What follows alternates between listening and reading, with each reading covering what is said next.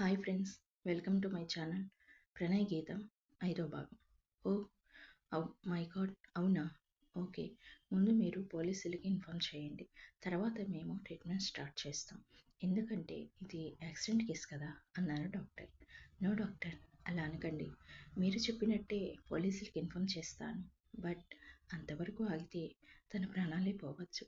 Please doctor, దయచేసి treatment start చేయండి అంటూ డాక్టర్ని రిక్వెస్ట్ చేశాడు ప్రణయ్.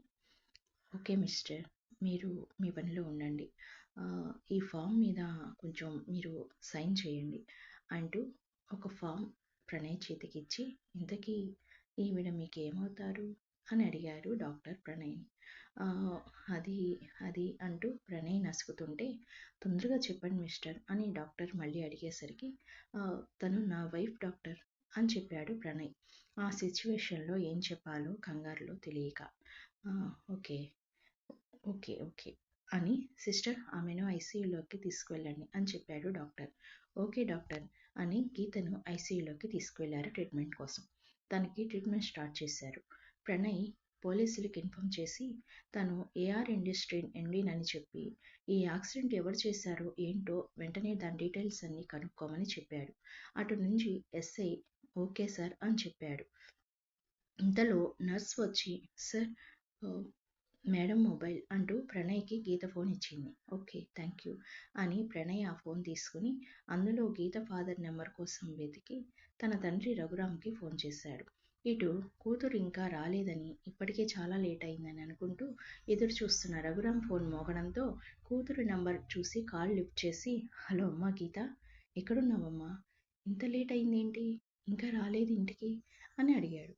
హలో అంకుల్, నేను గీత వాళ్ళ ఫ్రెండ్ని మాట్లాడుతున్నాను.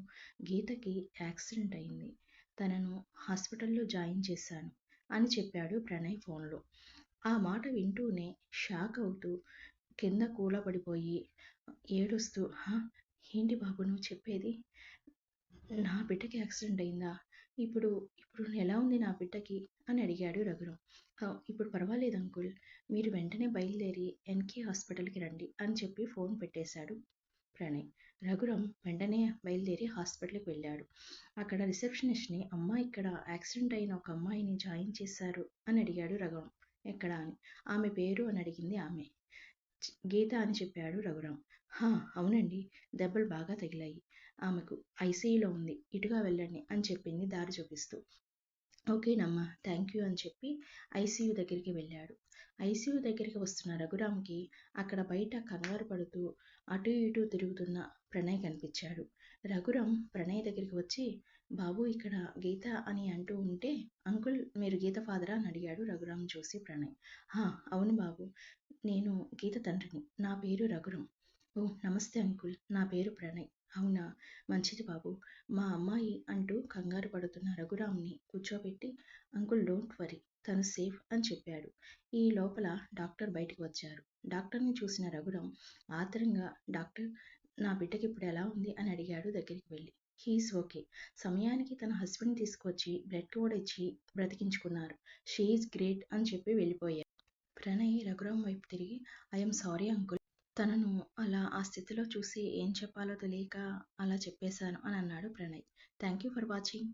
Please subscribe my channel. Thank you very much.